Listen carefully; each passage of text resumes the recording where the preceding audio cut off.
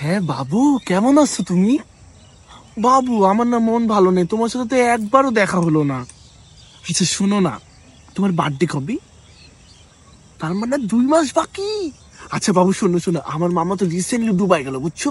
তাহলে তারে দিয়ে আমি একটা স্বর্ণের নেকলেস নিয়ে আসাই তোমার জন্য, তোমার বার্থডেতে গিফট দিব। তুমি আমার গার্লফ্রেন্ড বলে কথা, তুমি আরিয়ান নীরবের গার্লফ্রেন্ড, তুমি একটা স্বর্ণের নেকলেস বার্থডেতে ডিজার্ভ করো, মানে করো, তোমাকে নিতে হবে। আচ্ছা শোনো, তাইলে কালকে একটু আসো না পার্কে? ঠিক আছে বাবু, ঠিক আছে। এই আরিয়ান, তুই এই যে পাগলের মতো বকছিস, এগুলো কাকে কি বলছিস? কি বলছিস এগুলো? কেন রে, কি বললাম? তুই যে বলছিস যে সোনার হার কিনে দিবি, ডায়মন্ডের নেকলেস কিনে দিবি, আরো কত কি, তুই টাকা কোথায় পাবি? তুই তো নিজে ছেঁড়া জুতার ছেঁড়া প্যান্ট পরে ঘুরে বেড়াস।